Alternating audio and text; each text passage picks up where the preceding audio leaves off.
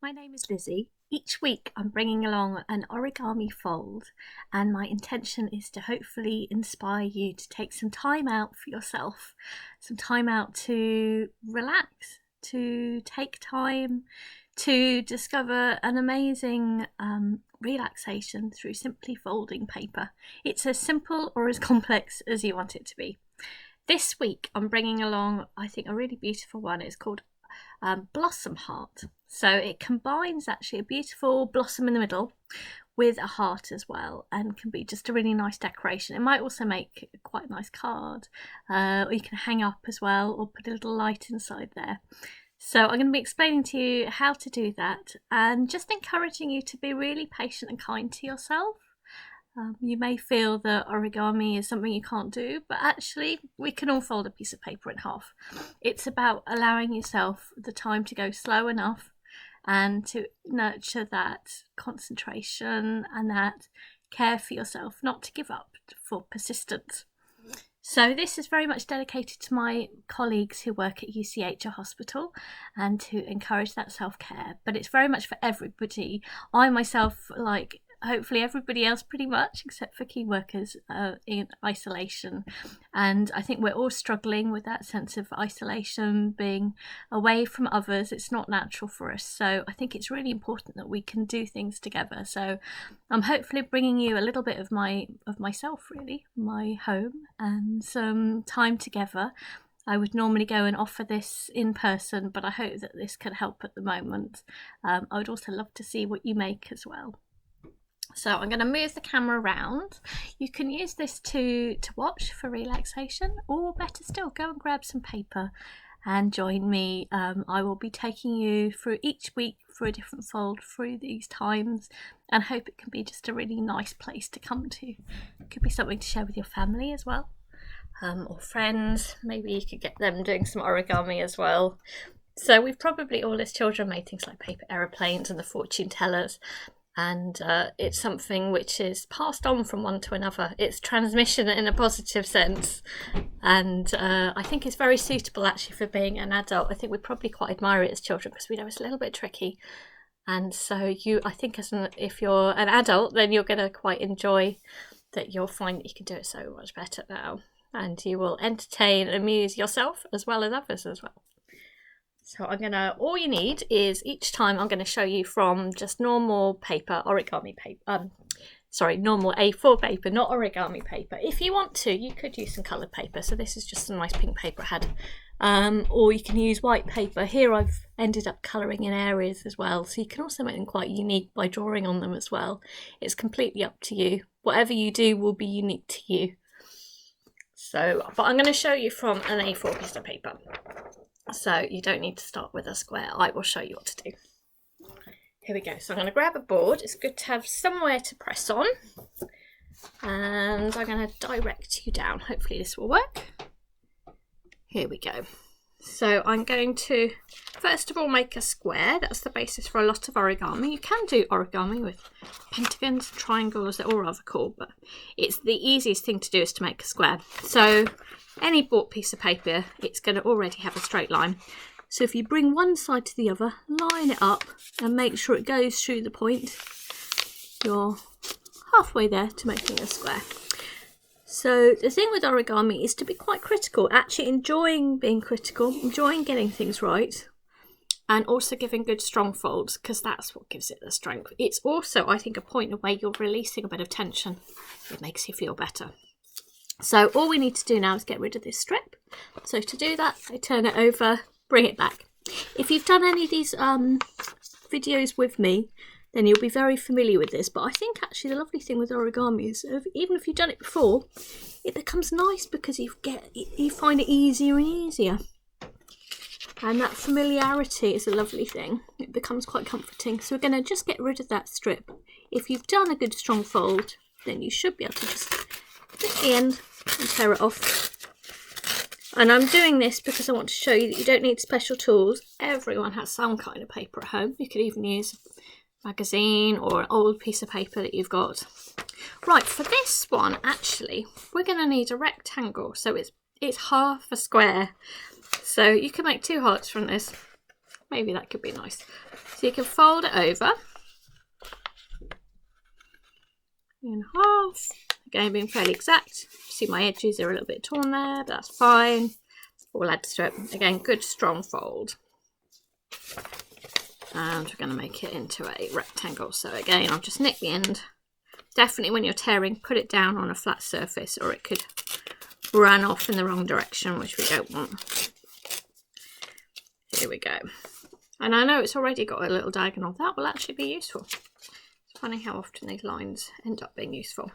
So what we're going to do is we're going to do effectively a cross at both ends.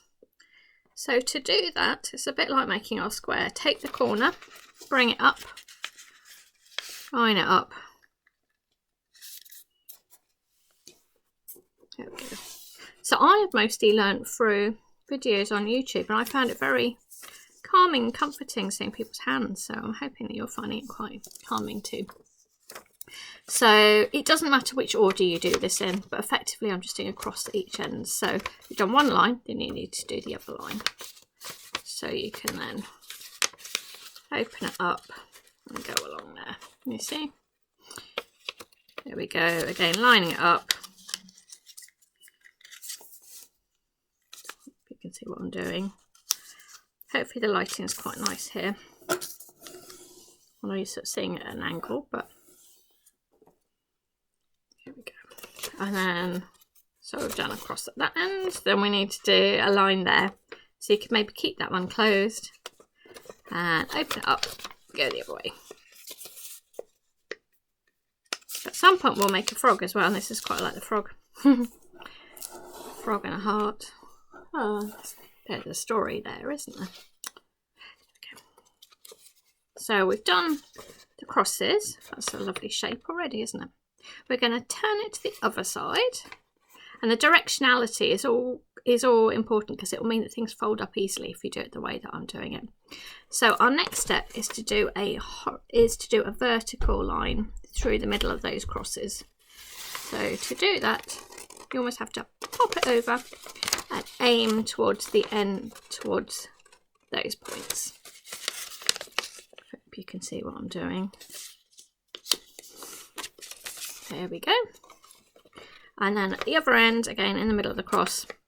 So I've also set up a Facebook group called Join the Fold, Origami to Beat Boredom and Stress, of course, as well. So if you're to make anything, if you're able to join that, then you can maybe share what you've been making. So a place to encourage each other. It's just a place of kindness. There we go. So it looks like that. All these lovely shapes.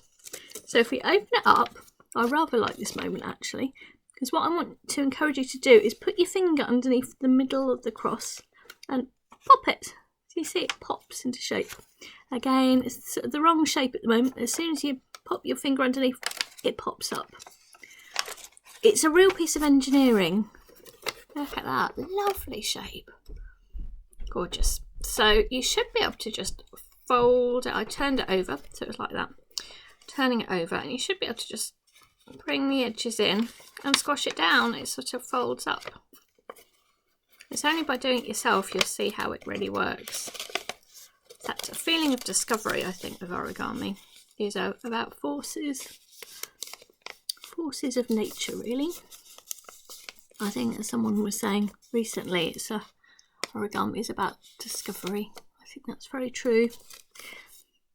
So we're going to take one of these little corners, it doesn't matter which one, and bring it up to the top like that. So it's down there, bring it up to the top. We're going to start to make, this is actually the flower in the middle is a chrysanthemum. You may have followed my Kusudama one week, made a chrysanthemum which seems the royal flower. This is actually a traditional flower within a heart. So again, taking the corner, bring it up to the top. So I think that this blossom heart, I think it's a traditional one, but please do correct me, anybody, if I've got that wrong. Again, the point here, bringing it up, or down in this case. That's it. And then the same here. All these pleasing shapes. I never get bored of enjoying each pattern. And actually, if you to put all of these together, you also can form more beautiful patterns too. I really like that. There we go. So these have got little, almost little pockets. If you pop your finger in and squash it down, it forms a little square, like so. And again, little pocket here. Put your finger in and squash it down to make a square. So you're doing that on all of these sides. This will end up being the flower in the middle. Again, little pocket. Pop your finger in. Squash it down. Again, be critical, get it all right. And there's something I think very pleasing about the order of origami, particularly when our lives feel out of our control. We can get something right, can't we? There we go. And again, this little flap. So I very much encourage this for mental well-being. I think that order, that control, that beauty, something positive, actually doing something, using your tension to add gorgeous creases, that will help you. So hopefully you've got a shape like this. Our next step, make sure you do it the right way round for this one, is to take the edge of one of these and fold into the middle, but from the bottom, if you see what I mean. If you did it the other way, you'll find that they won't open up later on, so it's important you get it the right way. Trying to do it into the camera there. There we go. It's quite amazing. I've been learning how to do origami by doing it upside down away from me, but our brains are very plastic and very clever. I'm just able to see the picture myself. There we go. So we're going to do this on every side, and I think the good thing with the video is you can pause it, go back. That's what I've done anyway. I'm also doing a live fold every Wednesday at 2, and it's just lovely to be together. And also when people send comments, I can then explain it in more detail. It's just lovely to know that there's people there. But it's been great to see how with time, you know, more and more people are using these and making pieces. If it's just helped even one person, I'm very happy. There we go. And I'm going to do this on each side. I only learnt origami because of a patient asking me to learn and pass it on, and since she asked me, I felt I couldn't say no, so I had to push myself. It wasn't what I naturally do, because as an artist I actually love making things up, and I've had to be you have to be quite self-disciplined for this, but you know what, it's a good thing. So if you feel like you don't naturally want to follow instructions, I know what you mean, but that's exactly why it's a good thing to do. It's about encouraging yourself to push your own boundaries a bit. There we go, getting there. Well, it's a lovely shape, isn't it? So if you had a load of these, they'd form gorgeous little tiles. You could also start making beautiful patterns. I quite often photograph them in these stages. It's the journey, it's not just the final thing. There we go. So hopefully it looks like that. Now again, these are like little pockets too. So if you've done the chrysanthemum, you'll recognise this. But there's a little pocket. Each of these has got a little pocket. And if you put your finger in one, I guess it helps if you've got nails, or you could use a little pencil or end of a scissors, opening it up and then squashing it so that that line's in the middle. Can you see? And I'm going to do that on each of them. When they open up all together, then they form almost a perfect little circle. Again, opening that up and pushing it down. And how many lovely layers you get with this. It's beautiful. Next side, opening up a little flap, squashing it down. There we go. And keep going. I don't know why, I was thinking a bit of bubble wrap, that satisfaction of pink bubbles. It has a bit of a satisfying quality to it, this one. Here we go. Again, each side. Just taking your time. I think origami forces you to take time. And overcoming challenge, being persistent, being kind to yourself, being playful, being fun. That's the way we learn things. But by getting immersed in this, you're hopefully forgetting everything else for a little bit. Oh, that edge is proving tricky. Let me see. We'll get there eventually. There we go. Almost there. See this lovely shape emerging. And I've just got this one more side. I've got 8 of these little.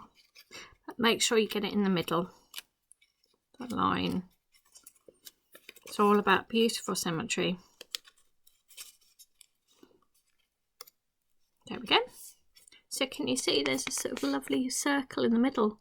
Now to make the heart, making a heart is unbelievably simple. It's almost quite mind-boggling, but this becomes a heart almost instantly. Can you see how to do it?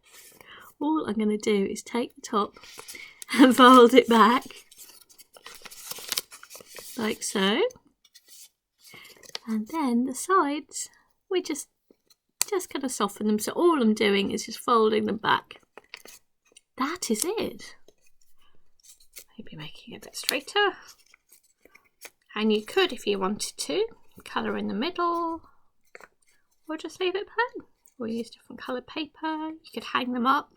There's a sort of a little pocket at the back, so you could tuck it over something. I hope that's worked for you. It's a really nice one, this blossom heart. I hope it's helped you feel a bit better.